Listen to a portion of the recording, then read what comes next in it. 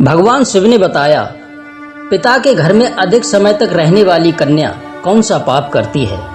नमस्कार दोस्तों, एक बार फिर से आप सभी दर्शकों का हमारे YouTube चैनल में बहुत बहुत स्वागत है। दोस्तों, एक दिन की बात है जब देवी पार्वती पृथ्वी लोक पर भ्रमण करके भगवान शिव के पास आती हैं और कहती हैं, हे परम परमेश्वर, देवों के देव प्राणनाथ, आज मैं मृत्यु लोक पर भ्रमण कर रही थी।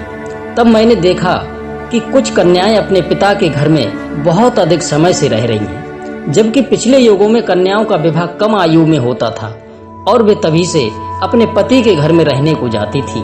तथा मैंने एक विचित्र घटना भी देखी है कि कई सारी कन्याएं विवाह के बाद भी पिता के घर में लंबे समय तक बार बार रहने को जाती हैं। हे प्राणनाथ, मैं जानना चाहती हूँ कि क्या एक पिता के घर में कुंवारी कन्या का काफी अधिक समय तक रहना सही होता है या नहीं।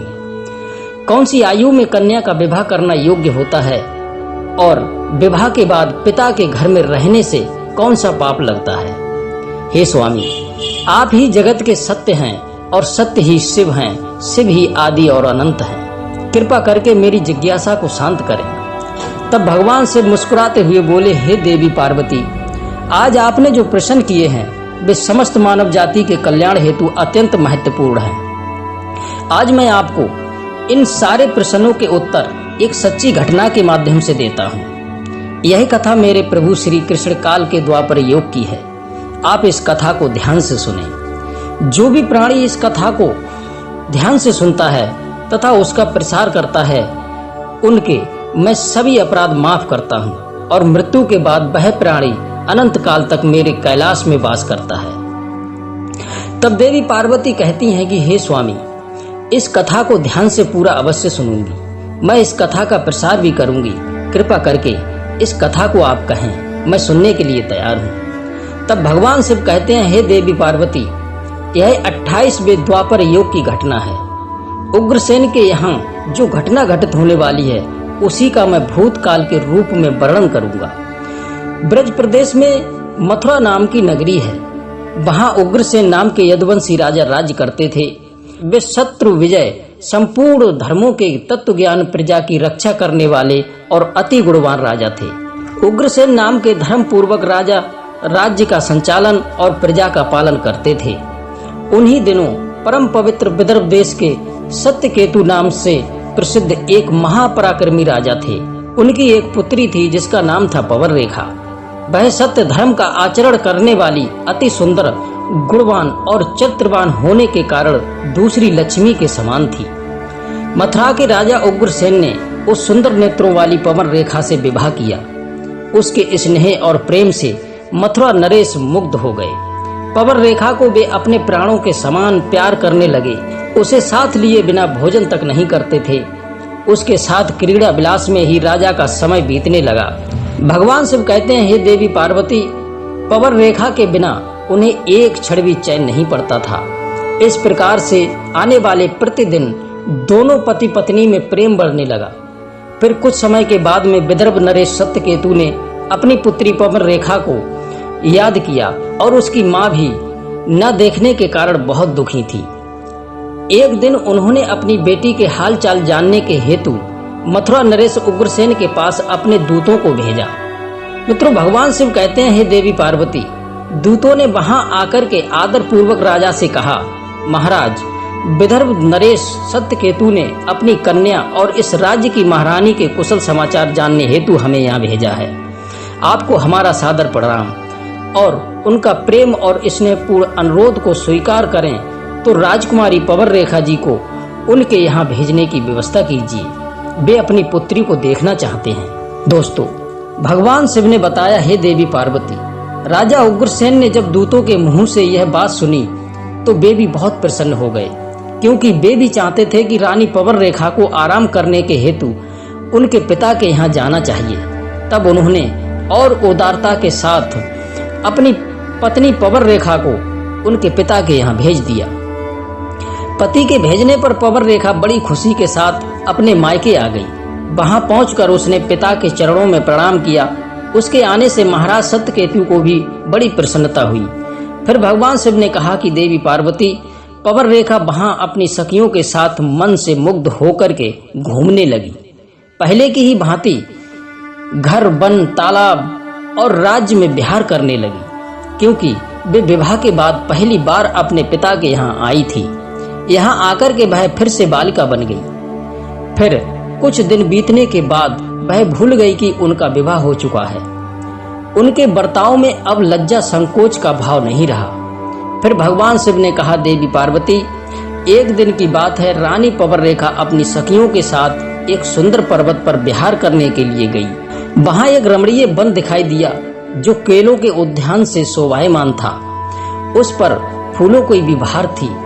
तब उस राजकुमारी ने देखा कि एक ओर ऐसा रमणीय पर्वत, दूसरी ओर सुंदर वन और बीच में स्वच्छ जल से सर्वतोभद्र नामक तालाब है। एक छोटी बालिका की तरह वह उसकी सखियों के साथ में खेलने लगी। वे सभी इस संसार को भूलकर खेल कूद में मन से मग्न होकर पूरी तरह से डूब गईं। फिर वे तालाब में उतर गईं और हंसती गाती हुई जल क्रीड़ा करने लगी। मित्रों, भगवान ने बताया कि हे देवी पार्वती, उसी समय कुबेर का सेवक गोबी नामक एक दैत्य विमान पर बैठकर आकाश मार्ग से कहीं जा रहा था। तब उसी समय तालाब के ऊपर आने पर उसकी दृष्टि मनमोहक सुंदर विदर्भ की राजकुमारी पवन रेखा पर पड़ी, जो निर्भय होकर के स्नान कर रही थी। उस राक्षस के पास में दैवीय शक्तियां होने के कारण उसने निश्चित रूप से जान लिया कि यह विदर्भ नरेश की कन्या और महाराज उग्रसेन की प्यारी पत्नी है। तब वह मन ही मन कहने लगा, यह तो पतिव्रता होने के कारण आत्मबल से ही सुरक्षित है। किसी भी पुरुष के लिए इसे प्राप्त करना अत्यंत कठिन है। उग्रसेन अत्यंत मूर्ख है जो उसने ऐसी सुंदर पत्नी को मायके भेज दिया है। यह पतिव्रता नारी पराय पुरुष के लिए दुर्लभ है। और इधर कामदेव मुझे अत्यंत पीड़ा दे रहा है। मैं किस प्रकार इसके निकट जाऊं और कैसे इसका उपभोग करूं। मित्रों, भगवान शिव ने बताया कि देवी पार्वती, उसकी सुंदरता पर मोहित होकर के वो दानव गहरी सोच में पड़ गया और फिर उसने अपने लिए एक उपाय निकाल लिया और उस जाहिल ने महाराज उग्रसेन का रूप धारण कर लिया और वही अंग, वही उपांग, वैसे ही वस्त्र, उसी तरह का वेशभूषा और वही अवस्था पूर्ण रूप से उग्रसेन का होकर वह पर्वत के शिखर पर उतरा और एक अशोक वृक्ष की छाया में शिला के ऊपर बैठकर उसने मधुर स्वर से संगीत सुरों को छेड़ दिया। वह गीत संपूर्ण विश्व को मोहित करने वाला था। ताल, लय और उत्तम सुर से युक्त उस मधुर गीत को सखियों के मध्य में बैठी हुई सुंदरी पवन रेखा ने सुना। वह सोचने लगी कि ऐसा मनमोहक कौन गायक यह गीत गा रहा है। राजकुमारी के मन में उसे देखने की तीव्र इच्छा हुई। उसने सखियों के साथ जाकर देखा, तब अशोक की छाया में सुंदर प्रतापी बैठा हुआ कोई पुरुष गा रहा है। वह महाराज उग्रसेन के जैसा ही दिखाई पड़ता है। मित्रों, भगवान शिव ने बताया, देवी पार्वती, वास्तव में तो वह राजा के भेष में नीच दानव जाहिल ही था। पवन रेखा विचार करने लगी कि मेरे स्वामी मथुरा नरेश अपना राज्य छोड़कर इतनी दूर कब और कैसे चले आए। वह इस प्रकार सोच ही रही थी कि उसी पापी ने स्वयं ही पुकारा कि प्रिय आओ, आओ देवी, तुम्हारे बिना मैं नहीं जी सकता। सुंदरी, तुमसे अलग रहकर मेरे लिए इस प्रिय जीवन को व्यतीत करना भी असंभव सा हो गया। तुम्हारे स्नेह ने मुझे मोह लिया है। अब मैं तुम्हें छोड़कर कहीं भी नहीं जा सकता। अपने पति रूपधारी दैत्य के ऐसा कहने पर पवन रेखा थोड़ी सी लज्जित होकर उसके सामने गई। वह पवन रेखा का हाथ पकड़कर उसे एकांत में ले गया और वहां अपनी इच्छा के अनुसार उसका उपभोग किया। मित्रों, भगवान शिव कहते हैं कि हे देवी पार्वती, महाराज उग्रसेन के गुप्त अंग में कुछ खास निशानी थी जो उस पुरुष में नहीं दिखाई दी। इससे पवन रेखा के मन में उसके प्रति संदेह उत्पन्न हुआ। राजकुमारी ने अपने वस्त्र संभाल कर पहन लिए, किंतु उसके हृदय में इस घटना से बड़ा ही दुख हुआ। वह क्रोध में भर कर के नीच दानव से कहने लगी कि जल्दी बता, तू कौन है? तेरा आकार दानव जैसा है, तू जरूर कोई पापी और निर्दयी है। यह कहकर के पवन रेखा की आत्मग्लानि के कारण उसकी आंखें भर आईं। वह श्राप देने को उद्यत होकर बोली, हे दुरात्मा, तूने मेरे पति के रूप में आकर मेरे साथ में छल किया है और इस धर्म में शरीर को अपवित्र करके मेरे उत्तम पतिव्रत का नाश कर डाला। अब यहीं तू मेरा भी प्रभाव देख। मैं तुझे अत्यंत कठोर शाप दूंगी उसकी बात सुनकर के गोविल कहने लगा कि हे पतिव्रता नारी, भगवान श्री विष्णु तथा उत्तम ब्राह्मण के भय से तो समस्त राक्षस और दानव दूर भागते हैं। मैं तो दानव धर्म के अनुसार ही इस पृथ्वी पर विचर रहा हूँ। पहले मेरे दोष का विचार करो कि किस अपराध पर तुम मुझे श्राप देना चाहती हो। तब पवन रेखा बोली, हे पापी, मैं साध्वी और पतिव्रता हूँ। मैं केवल अपने पति को मन में रखते हुए सदा उन्हीं के लिए तपस्या करती हूँ। मैं अपने धर्म मार्ग पर स्थित थी, किंतु तूने माया रचकर मेरे धर्म के साथ में मुझे भी नष्ट कर दिया है। इसलिए ही दुष्ट नीच, तुझे अभी मैं भस्म कर डालूंगी। तब वो दानव बोला, हे राजकुमारी, यदि तुम उचित समझो तो यह बात ध्यान से सुनो। मैं धर्म की ही बात कह रहा हूँ। जो स्त्री प्रतिदिन मन, वाणी और भाव से अपने पति की सेवा करती है, पति के संतुष्ट रहने पर वह भी संतुष्ट रहती है, संतुष्टि का अनुभव करती है, पति के क्रोधी होने पर भी उसे कभी नहीं छोड़ती, उसके दोषों और गुनाहों की ओर ध्यान नहीं देती, उसके मारने पर भी प्रसन्न होती है और पति के सभी कामों में आगे रहती है, वही नारी पतिव्रता कहलाती है।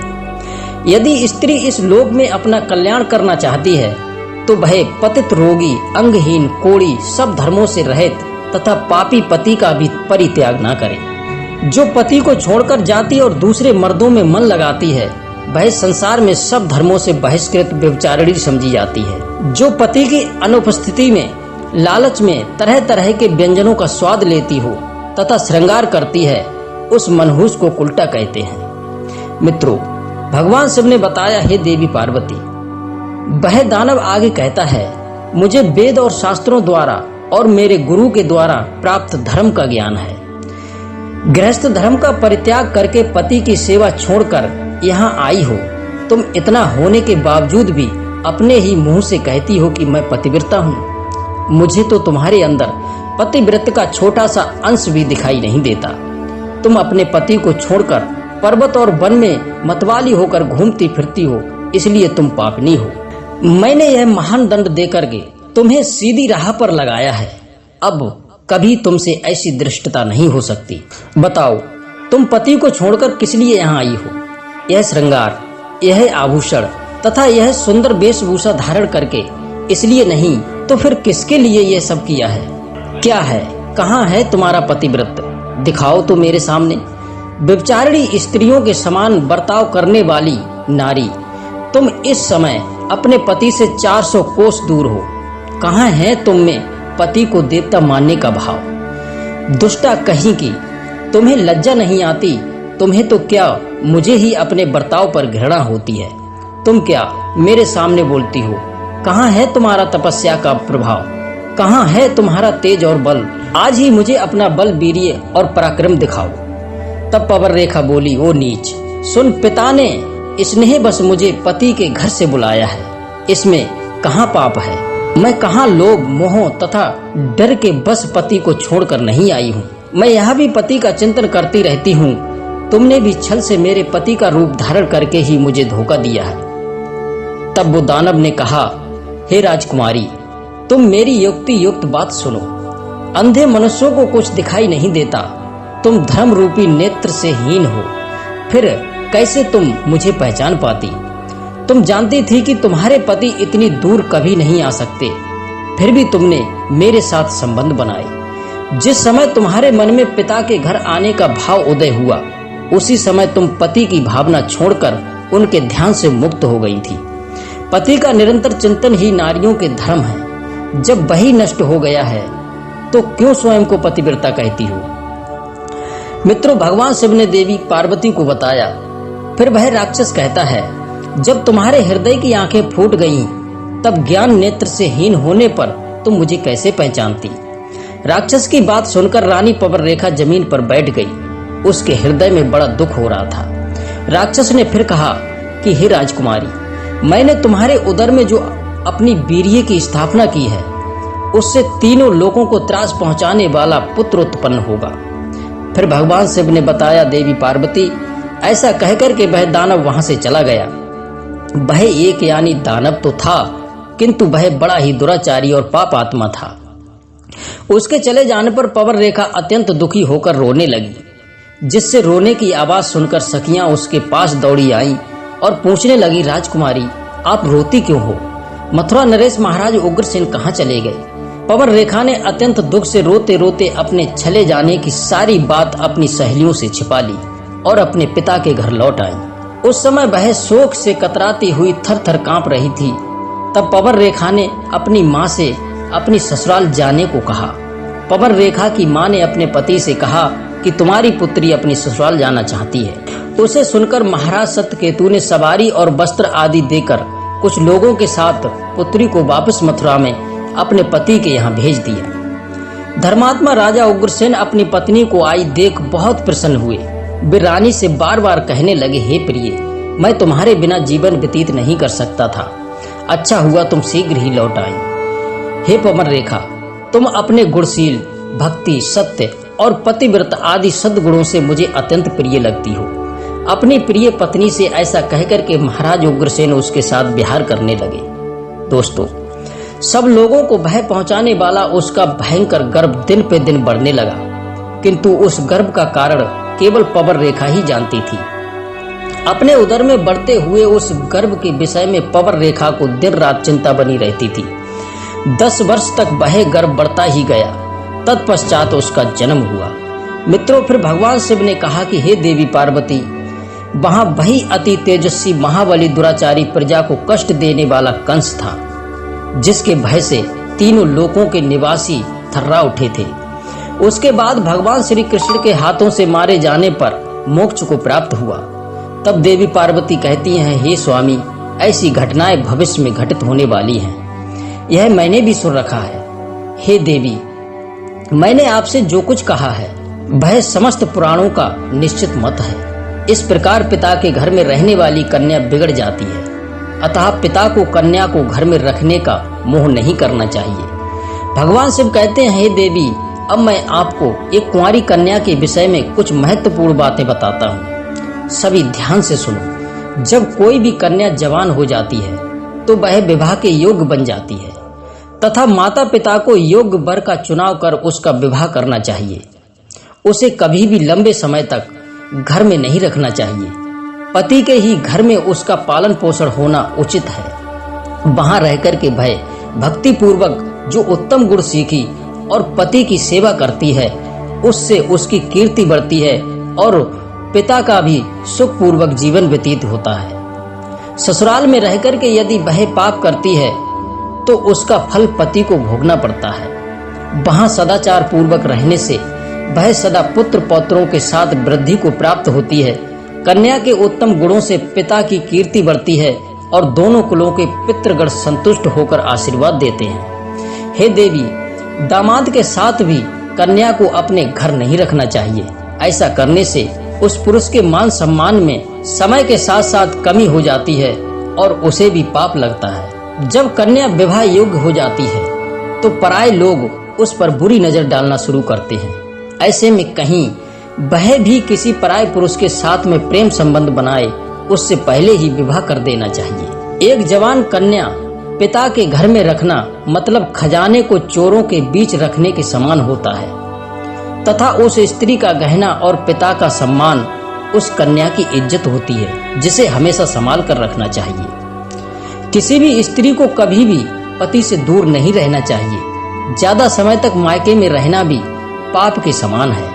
एक पतिव्रता नारी का स्थान सदैव उनके पति के चरणों में होना चाहिए तथा पति के लिए पत्नी का स्थान उसके हृदय में होना चाहिए। मित्रों, भगवान शिव कहते हैं, हे देवी पार्वती, अब मैंने आपके सारे प्रश्नों के उत्तर दे दिए हैं। तब माँ पार्वती कहती हैं, हे प्रभु, आज मैं धन्य हो गई जो मेरे मन में चल रहे सारे प्रश्नों को दूर किया। तो दोस्तों, मैं उम्मीद करता हूँ कि ये कथा आपको जरूर पसंद आई होगी। यदि इस गगन ज्ञान सरोवर पर आप नए हैं तो चैनल को सब्सक्राइब कर लीजिए, वीडियो को लाइक करें, शेयर जरूर करें और कमेंट बॉक्स में लिखें जय श्री कृष्णा। आप सभी का बहुत बहुत धन्यवाद। जय श्री कृष्णा, जय श्री राधे।